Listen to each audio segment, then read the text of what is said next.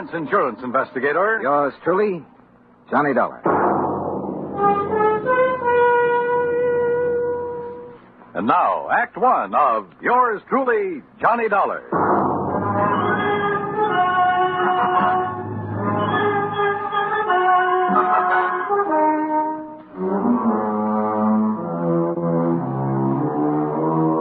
Expense account submitted by Special Investigator Johnny Dollar to the Providential Assurance Company, 393 Dewey Avenue, Hartford, Connecticut. The following is an account of expenses incurred during my investigation of the Mason-Dixon mismatch matter.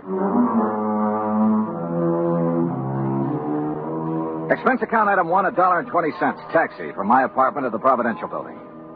The walls of Bert McGraw's office are covered with pictures of sporting events. And as I entered, Bert was preparing to hang another one. Oh, Johnny. Well, come in. You ever see this? Who is it? Who? Well, it's me, that's who. The day I pitched for the Valdosta Lions. Struck out 10 of the cherry pointers that afternoon. Yes, sir. You win the game for him? Huh? I said, did you win the game for him? Oh. No. Cheating umpire. There. Well, Johnny boy, you ready to join our little team? I don't know. The body of a girl being found on a beach, Mason identifying it as his daughter, then somebody else showing up. Henry Dixon. Yeah, and saying the same thing. Can't the authorities identify her? Haven't been able to yet? Neither one of those girls had their fingerprints on record? Nope. Well, what about dental work? Nothing to go on there either. Oh, brother. It's not going to be an easy one, Johnny. How long had the body been in the ocean before it was washed up? Well, they figure about 6 weeks. You know what that means. Yeah. Hello? Oh, yes, sir. I see. Uh-huh. Well, if it isn't the Mason girl... Yes, sir. Yes, sir, that's right. Thanks for calling, Captain. That was Captain Miller of the Newport Police. They find out who she is? No. So if it is the Mason girl, we're going to have to pay out $50,000 on the double indemnity clause. You aren't surprised, are you? No, I didn't think she died from a natural cause. But I didn't think it'd be from a gunshot wound either. What kind of a gunshot wound? A 38, right through here. How old did you say the Mason girl was, Bert? Well, around 20. Dixon girl, too. Both of them pretty, full of life. At least they were. Who'd want to hop? But I suppose there's one way of finding out. Just how do you figure doing it? When did the Mason girl disappear? Oh, about 6 weeks ago. And the Dixon girl? Well, she's been missing about 3 months. Well, one of them's still alive. I'll try to find her. Bert gave me all the information he had on both the Mason and the Dixon families. I took a cab back to my apartment. That's expense account item 2. Item 3, $18.10, transportation, Hartford to Newport, Rhode Island. After checking in at the Ogden Hotel, I called Dollar Mason's father, rented a car, and drove out to the Mason home on the beach. I was about to ring the bell when the front door opened. Hi. Well, hi. You must be Johnny Dollar. That's right. Come on in. I'm Joan Mason. Dollar's little sister. Uh-huh. This way, Mr. Dollar. Mother's waiting for you in the den. Your mother? I thought my appointment was with you. Oh, my father's indisposed. Besides, Mother's the brains of this family. Of course, if you really want to know about Dollar, you ask me. Maybe I will. You better. Mr. Dollar's here, Mother. Thank you, my dear. Come in, please, Mr. Dollar. See you later, Johnny. A dreadful mistake my husband made has upset him so. I thought it best to see you myself. Just what mistake are you referring to, Mrs. Mason? Well, we've released the statements, the newspapers. I thought you had heard. No, ma'am, I haven't. You've made a trip over here for nothing, then. Oh? Yeah, you see, my husband erred when he identified that body as being our daughter's. It couldn't possibly have been. Well, I know you're glad of that, Mrs. Mason. But what made Mr. Mason change his mind? I haven't changed it, Dollar. George, I thought you were going to stay in your room. Never mind. Dollar, any questions you want to ask, I'll try to answer them. Why, George Mason, you've been thinking. Only enough to take the bad taste out of my mouth, and you know what put it there. Don't look so mixed up, Jenny. I tried going along with you, but I got too weak a stomach. So here I am. I don't know what you're talking about. No. Listen, Dollar. As soon as they found out that girl had been murdered, my wife here decided it couldn't have been Dollar. It isn't Dollar, and you know it. Only thing I know is that you got a set idea good, proper people don't die nowhere else but in bed. Because this girl died like she did, because she was shot, you tried convincing me she ain't our daughter. Well, I won't hold still for it. That girl's Dollar, no matter what that crazy Coot Dixon says. Me, or what Mr. you Dollar? say. Surely. You hear? You hear me, Jenny? Oh, doggone woman. I get so mad at her. Oh, yeah. Hey, you want a drink, Dollar? No, thanks. A little early for me. Yeah, I guess I've had enough, too.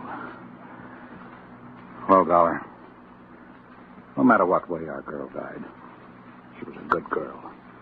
Never gave me a bit of trouble. Never lied. Never ran around like some her age do. Oh, she was a real good girl. Mr. Mason, the police haven't been able to make a positive identification. I know that. Well, would you mind telling me why you're so certain that girl is your daughter? Oh, of course not.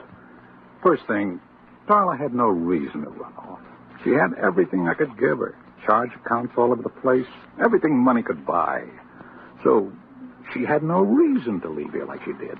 Where was she last seen? At the Newport Yacht Club, at the bar. Younger daughter Joan saw Darla talking with a stranger. When she walked out of the club, it was the last anybody ever saw of her. Well, Mr. Mason, do you have a picture of your daughter that I could borrow for a few days? Yeah, I might be able to find you one. What do you want with it? I'm going to try to find her. You what? Dollar, you... Or find the Dixon girl. Oh, I see what you mean. Well, you might locate Ruth Dixon somewhere. Do you know the Dixons, Mr. Mason? No, never heard of them before this happened. What about Ruth Dixon? Could Darla have known her? Oh, of course not. Are you sure? I mean, isn't it possible that in a small community like this... No, it's not possible. Dollar, we're the Masons. Now, maybe that don't mean much to you or to me, but it means an awful lot to my wife. And for the time poor Darla was born, my wife drilled it into her. You understand? No, I'm not sure that I do. Well, Darla never mixed with people she thought were beneath her, any more than my wife ever has. I see. You don't believe it, you just ask around. I plan to, Mr. Mason.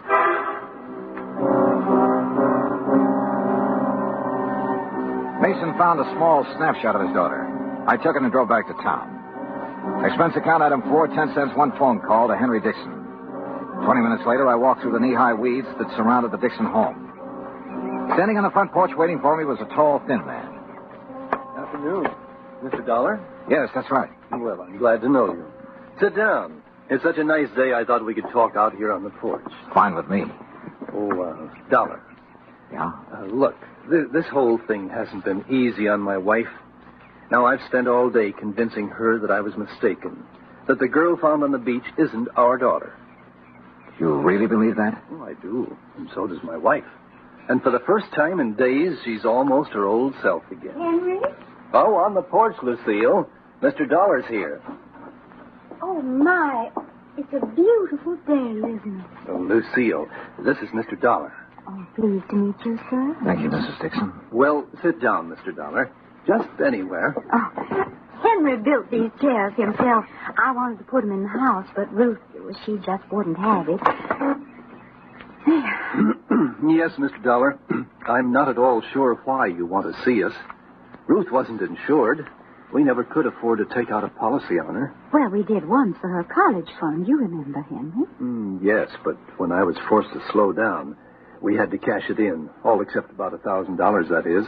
Back in St. Louis, my husband was a school teacher, Mr. Dollar. A fine one. But the doctors made him give it up because of his heart.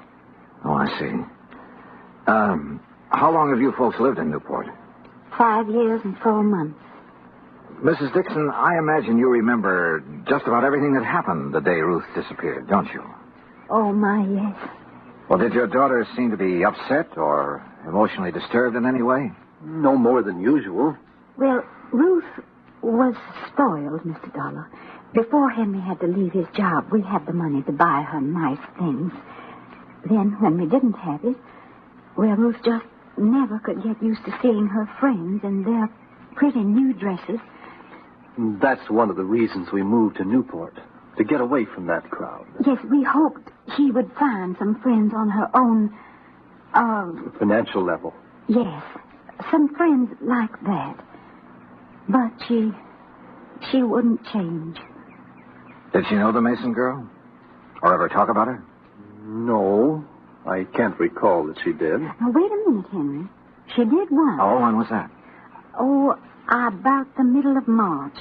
They were having a dance where Ruth worked. When she got home that night, she told me the Mason girl had been there and how nice her hair had looked. The Mason girl wasn't nearly as pretty. Oh, no. Have you ever seen a picture of Ruth, Mr. Dollar? Well, only the one in the newspapers. Oh, that doesn't look a thing like Ruth. Excuse me. Surely. Mr. Dixon, was Ruth happy with her job? Well, considering how little they pay girls for doing hostess work, she was. Now, here's a real nice picture of her, Mr. Dollar. You just look at this. Isn't that something? Sure. Mrs. Dixon, where was this taken? Why, where she worked. At the Newport Yacht Club. I borrowed the picture after promising to be careful with it. Then I went back to my hotel. At the desk, I stopped for my key and messages and found one from Captain Miller of the Newport Police. He wanted to see me in his office as soon as possible. It took me about 5 minutes to get there.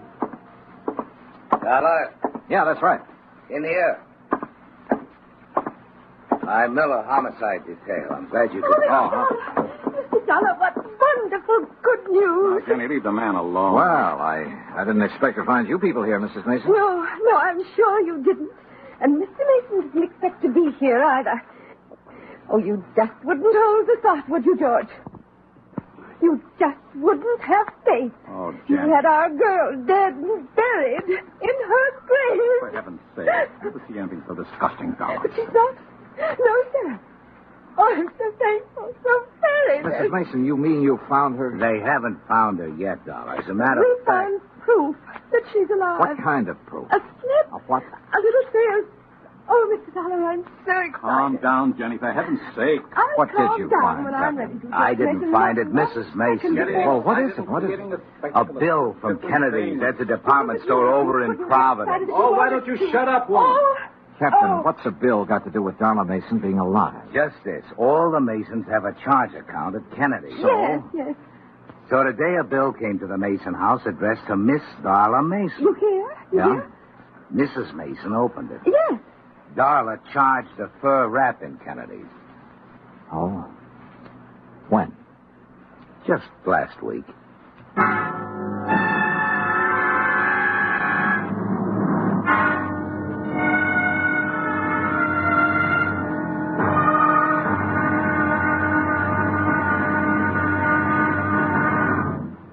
Act two of yours truly, Johnny Dollar, in a moment.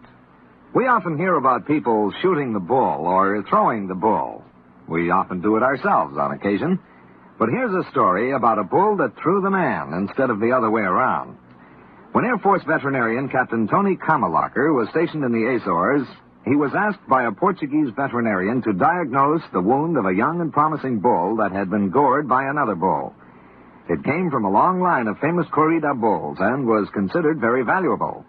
But Captain Kamalacher's diagnosis was not favorable. An operation was needed, and there were no facilities for such a thing, just the young captain's bag of surgical instruments, a few strong field hands to hold the animal down, and Mrs. Kamalacher, who acted as nurse. The operating table was a rocky field under a penetrating drizzle of rain. But Captain Tony Kamalacher couldn't be stopped with mere inconveniences. After giving the bull a dose of tranquilizers and a shot of local anesthetic, he proceeded with surgery. Just as the operation was completed, the bull came to life. With a mighty lurch, it leaped to its feet, throwing the field hands aside like sticks, and, for thanks, immediately charged at the surgeon. But Kamalacher escaped over a nearby stone wall. The bull recovered, and its grateful owner renamed it Kamalacher for its debut in the ring, where, Portuguese style, it is against the law to kill the bull. That's how a simple act of kindness brought about new understanding. A step on the road to freedom. The right of all men, everywhere. Now, Act two of yours truly, Johnny Dollar, and the Mason-Dixon mismatch matter.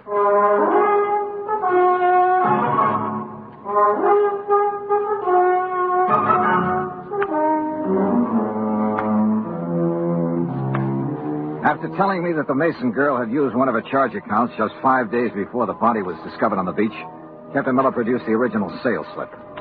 Written across the bottom of it was the name Darla Mason. I wish to heaven I could be positive it's really her signature. You mean you think it's a forgery, Captain? I don't think anything yet. Mr. Dollar, you believe it's Darla's